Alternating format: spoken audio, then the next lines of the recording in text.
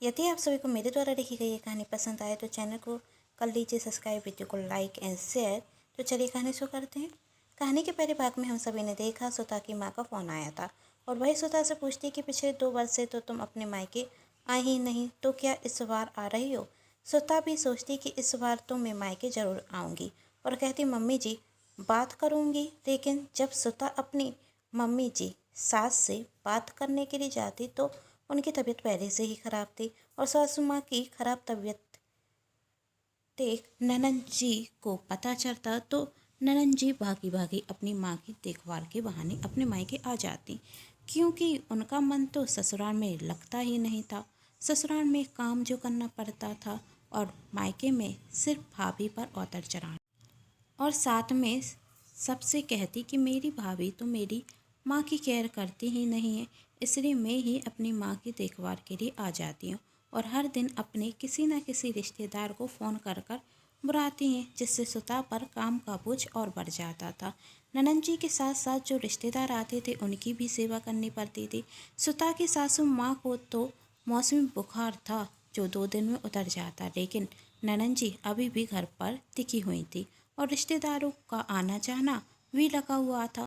ननंद रश्मि जब भी मायके आती तो 2 महीने के पहले तो अपने ससुराल जाती ही नहीं। वैसे भी रश्मि अपनी ससुराल से ज़्यादा अपने मायके में ही रहती थी। जब ये बात सुता के मायके में उसकी भाभी को पता चलती तो वह सुता से कहती, आपकी ननंद बहुत चतुर चालाक है और आप उनकी हर बात मानकर उन्हें और सिर पर चढ़ा रही हैं। थोड़ा जवाब देना सीख जाइए दीदी, जिससे आपको भी अपने मायके आने का मौका मिल सके। लेकिन सुता कहती, जाने दीजिए भाभी, बस आपकी इन्हीं बातों ने आपकी ननद और सास को बेकार कर रखा है। सुता की भाभी ने कहा, अब कहानी में आगे देखते हैं इतनी चतुर ननद कैसे फंसेगी अपने ही जाल में। तो चलिए जानते हैं। भाभी आज खाने में क्या बना रही हो? रश्मि ने अपनी भाभी सुता से पूछा। दीदी जो आप कहें, सुता ने कहा। तब रश्मि कहती, तो ठीक है दाल बाटी बना देना, आज दाल बाटी खाने का बहुत मन कर रहा है, और हाँ साथ में खीर और चूरमा के लड्डू भी बना देना, बहुत दिन हो गए चूरमा के लड्डू तो खाए ही नहीं। और हाँ घी डालने में कंजूसी मत करना, मुझे बाजार जाना है कुछ ज़रूरी सामान खरीदने के लिए, जब तक मैं आऊँ तो खाना बनाकर तैयार रख लेना। और साथ में मम्मी भी जा रही हैं, वही क्या है ना, आप तो अकेले ही बाजार घूम कर आ जाती हैं, मम्मी को तो कभी लेकर भी नहीं जाती, तो मैं मम्मी को बाजार लेकर जाती हूँ। रश्मि और उसकी माँ बाजार गई हुई थी तो बिमला काकी भी मेरी बिमला काकी से रश्मि कहती, नमस्ते काकी जी। काकी ने कहा, कब आई रश्मि बेटी? रश्मि कहती है, बस अभी 15 दिन हो गए हैं। वही क्या है ना, मैं तो आ ही नहीं रही थी, वही तो मम्मी की अचानक से तबीयत खराब हो गई, इसलिए आना पड़ा। आप तो जानते हैं मेरी भाभी तो मेरी मम्मी की बिल्कुल भी केयर नहीं करती, अब माँ बीमार हो तो बेटी कैसे ना आए, आखिर बेटी ही तो अपनी माँ की कदर करती है ना। काकी कहती, सही कहा बेटी तूने, तू ही है कि अपनी माँ की कदर करती है, तेरी भाभी कहाँ सोचती है। तब रश्मि कहती, तो आज घर पर आकर आप ही भाभी को समझा दीजिए ना कि अपनी सासू माँ की कदर करें। हाँ हाँ बेटी, मैं आज घर पर जरूर आऊँगी, कहकर बिमला कहा कि अपने घर को चली जाती। ननंद जी और सासू माँ शॉपिंग करने रखते। ननंद जी और सासू माँ शॉपिंग कर कर आती, तभी ननंद रश्मि अपनी भाभी को आवाज़ लगाते हुए कहती, भाभी पानी लेकर आइए, मम्मी को बहुत तेज प्यास लगी है। जब सुता अपनी ननंद और सासू माँ दोनों के लिए पानी लेकर जाती, तब ननंद जी अपनी माँ को वही साड़ियाँ दिखा रही थी जो वह खरीद कर लेकर आई थी। सुता ने कहा, बहुत सुंदर साड़ियाँ हैं दीदी। पता है, रश्मि ने कहा, लेकिन ये सब मेरे लिए हैं, मेरी मम्मी ने मुझे खरीदवाई हैं, तो इन पर बुरी नज़र मत डालिए। अब जाइए और हमारे लिए खाना भी रखा दीजिए। अच्छा दीदी, अभी रखाती हूँ, कहकर सुता रसोई में आ जाती। सुता अपनी ननद और सासू माँ के लिए खाना लगाती, तभी बिमला काकी भी घर आ जाती। रश्मि कहती, नमस्ते काकी जी, बिल्कुल सही वक्त पर आई। ये अभी हमने खाना खाना शुरू किया है तो आप भी खा लीजिए। काकी ने कहा, नहीं नहीं, मैं तो खाना खाकर आई हूँ, तो कोई बात नहीं, फिर खीर ही खा लीजिए। रश्मि कहती, अच्छा भाभी, काकी के लिए भी खीर लेकर आ जाइए। सुता काकी के लिए खीर लेकर आती तो काकी जी कहती, बहू आज मार्केट में मुझे रश्मि मिली थी, तो वही तो बता रही थी कि तुम अपनी सास की बिल्कुल भी सेवा नहीं करती। तुम्हारी सास बीमार हो गई है तो सेवा करने के लिए तुम्हारी ननंद को आना पड़ा। तुम इस घर की बहू हो तो तुम्हारा फर्ज बनता है कि तुम अपनी सास की सेवा करो। तुम्हारी ननंद क्यों करे सेवा? अब अच्छा थोड़ी ना रखता है कि वह अपनी मम्मी की सेवा करने के लिए अपने ससुराल से मायके आए। भाई काकी जी, क्या बात कही आपने। सेवा और ननंद जी ने की थी। ननंद से तो दवाई तक तो देते नहीं बनती थी। ननंद जी यहाँ अपनी माँ की सेवा करने के नाम से आई हैं, लेकिन सेवा करने के लिए नहीं, सिर्फ आराम करने के लिए आई थी। यह बात विमला काकी भी बहुत अच्छे से जानती थी, लेकिन कहते हैं ना, जो इंसान जितना सीधा होता है उस इंसान को सब दबाते ही जाते हैं। बस चरे में नमक छिड़कने का काम विमला काकी कर रही थी, क्योंकि दूसरे के घर के तो मचे रहना सबको आता है। खुद की बहू सेवा करे या ना करे, दूसरे की बहुओं को सलाह देना तो ऐसी औरतों के काम होते हैं। वैसे ऐसी औरतें हर मोहल्ले में मिल ही जाती। वैसे देखा जाए तो इस सब में विमला काकी की गलती नहीं थी, क्योंकि सुता की सास और ननंद को खुद मचा आ रहा था अपने घर की बहू की बुराई कराने में। खाना खाने के बाद सुता जब रसोई घर में बर्तन साफ कर रही थी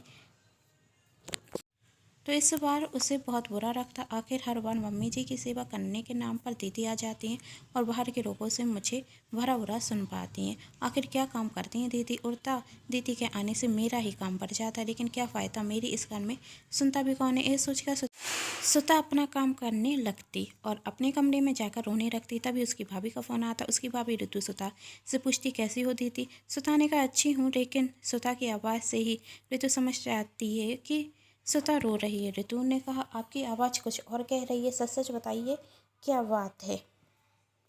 सुता ने कहा, कुछ नहीं भाभी, आपको कोई गलतफहमी हुई है। तब ऋतु कहती है, दीदी मैं सिर्फ रिश्ते में आपकी भाभी नहीं हूँ, बल्कि आप मेरी सगी बहन जैसी हैं। हमारा रिश्ता सिर्फ ननंद भाभी का नहीं, एक अच्छी दोस्त और बहनों का भी है। तो दोस्ती के नाते या छोटी बहन के नाते मुझे सच सच बताइए, बात क्या है? सुता अपनी भाभी ऋतु को सब कुछ बता देती कि किस तरह विमला काकी ने आकर उससे भला बुरा कहा है और उसकी ननंद हर बार किसी न किसी को बुलाकर उसे भरा बुरा सुना बात। तब ऋतु कहती, अब तो बहुत हो गया आपकी ननंद का, अब तो कुछ करना ही होगा। आप चिंता मत कीजिए, अब देखिए मैं आपकी ननंद को कैसे सबक सिखाती हूँ। आपकी ननंद की अकल तो अब मैं ठिकाने लाऊंगी। तब सुता ने कहा, आप कुछ मत करना दीदी, वरना गड़बड़ हो जाएगी। ऋतु कहती, कुछ गड़बड़ हो उसके पहले ही तो सब कुछ सही करना है। तब सुता अपनी भाभी से कहती, भाभी आपको मेरी कसम, आप कुछ नहीं करेंगी। ये सुनकर ऋतु कहती, इस बार तो आपकी कसम ने रोक लिया, लेकिन अगली बार मैं रुकने वाली नहीं हूँ, कहकर ऋतु फ़ोन रख देती। इसी तरह दिन निकलते गए और पूरे 2 महीने बाद ननंद जी अपने ससुराल के लिए जाती। ससुराल जाने के पहले ननंद रश्मि अपनी भाभी को बहुत अच्छे से समझा गई थी कि मेरी माँ का अच्छे से ख्याल रखना, उन्हें समय पर खाना पानी देते रहना। मैं हर दिन फ़ोन कर कर उनके हालचाल पूछती रहूँगी। ननंद जी को गए अभी 10 दिन ही नहीं हुए थे कि फिर से वह अपने मायके आ गई। इस बहाने से कि पास में ही एक रिश्तेदार के यहाँ शादी है, तो सोचा माँ से मिलती जाऊँ। और वैसे भी माँ बता रही थी उनके घुटनों में दर्द हो रहा है, तो सोचा कुछ दिन उनके साथ रहकर उनका ख्याल रखूँगी। फिर कुछ दिनों बाद ननंद जी फिर से अपने ससुराल जाती और इसी तरह रक्षाबंधन का दिन आ जाता। ननंद जी तो रक्षाबंधन के 1 हफ्ते पहले ही अपने मायके आ गई थी। सुता को भी अपने मायके जाने का मन था, लेकिन सुबह से ही सासू माँ की तबीयत कुछ ठीक नहीं थी, तो वह अपने मायके नहीं जा सके। सुता की भाभी यह बहुत अच्छे से जानती थी कि इस बार भी सुता मायके नहीं आ पाएगी, इसलिए वह उसके ससुराल सुता के भैया के साथ आ गई थी। अपने भैया भाभी को देखकर सुता बहुत खुश होती, लेकिन सुता की सास ननंद का मुंह बन जाता। सुता की भाभी ने आते ही साथ सुता की सास ननंद के पैर छुए और पूछा, कैसी हो माँ जी? सुता की सास ने कहा, ठीक हूँ, बुढ़ापे के दिन है तो काट रही हूँ, सुबह से ही सिर दर्द हो रहा है, इसलिए तो बहू आ नहीं पाई, पर तुमने अच्छा किया कि आ गई, बहू को भी अच्छा लगेगा। तो फिर ऋतु ने रश्मि से पूछा, दीदी आप कब आई? ऋतु कहती, मैं तो 1 हफ्ते पहले ही आ गई थी। वही क्या है ना, माँ की तबीयत ठीक नहीं थी, तो मैंने सोचा मैं जाकर मम्मी को देख लेती हूँ, और रक्षाबंधन आ ही रहा था तो थोड़े दिन के लिए और रुक गई। अच्छा किया दीदी, ऋतु ने कहा। अच्छा माँ जी, अब मैं सोच रही हूँ मैं और सुता दीदी के भैया जब आ ही गए हैं तो सुधा दीदी को अपने साथ घर पर लेकर ही जाते हैं। वैसे भी बहुत टाइम से दीदी घर पर आई नहीं, तो मम्मी जी भी उनके आने का इंतज़ार करती हैं। तब रश्मि ने कहा, भाभी कैसे जा सकती, आप देख नहीं रही मम्मी की तबीयत ख़राब है, तो ऐसे में भाभी कैसे जा सकती हैं। तब रितु ने कहा, हाँ दीदी आप सही कह रही हैं, लेकिन क्या है ना, आप ही तो कह रही हैं कि आप अपनी मम्मी की देखभाल करने के लिए आ गई हैं। जब आप हैं तो हमें तो माँ जी की चिंता ही नहीं करनी चाहिए, और वैसे भी आपसे अच्छा ख्याल माँ जी का कौन रख सकता है। और मुझे उम्मीद है कि माँ जी भी अपनी बहू की खुशी ही चाहती होंगी। देखो ना, गर्मियों की छुट्टी में भी नहीं आ पाई और पिछले 2 साल से भी नहीं आ पाई, तो मैं सोच रही हूँ कि इस बार तो दीदी हमारे साथ चली जाएंगी, और आप तो हैं ही, तो आप माँ जी का ख्याल रख लेंगी, है ना दीदी। अब रश्मि क्या कहती, उसके पास कुछ कहने को बचा ही नहीं था, और सुता की सास भी कुछ नहीं कह पाई। तब रितु सुता से कहती, दीदी आप जाकर अपना और बच्चों की पैकिंग कर लीजिए, हम साथ में ही अब घर पर चलेंगे। रश्मि और सुता की सास का चेहरा तो देखने लायक था, लेकिन क्या करते, दोनों ही कुछ बोल नहीं पा रहे थे। सुता अपने सामान की पैकिंग करने के लिए चली जाती और साथ में रितु भी चली जाती। थोड़ी देर में जब सुता के सामान की पैकिंग हो जाती और वही जाने के लिए तैयार होती, तभी सुता की बुआ सास आ जाती और सुता को जाता हुआ देखकर कहती, बहू तुम कहाँ जा रही हो। तो रितु कहती, बुआ जी दीदी मेरे साथ अपने मायके जा रही हैं। वही क्या है ना, 2 साल हो गए और दीदी अपने मायके नहीं आई। मम्मी जी को भी दीदी की बहुत याद आती है, तो मैं इन्हें लेने के लिए आई हूँ। तब बुआ जी ने कहा, हाय हाय कैसा ज़माना आ गया, तेरी सास यहाँ पर बीमार है और तुझे मायके जाने की पड़ी है। तुझे तो यहाँ पर अपनी सास की सेवा करनी चाहिए, लेकिन तू मायके जा रही है, तुझे अपनी सास की बिल्कुल भी चिंता नहीं। ये सुनकर सुता की सास और ननद दोनों ही खुश हो जाती और सोचती, अब तो सुता अपने मायके जा नहीं पाएगी, लेकिन ऋतु भी ठान कर आई थी कि कुछ भी हो जाए सुता को अपने साथ घर पर लेकर जरूर जाएगी।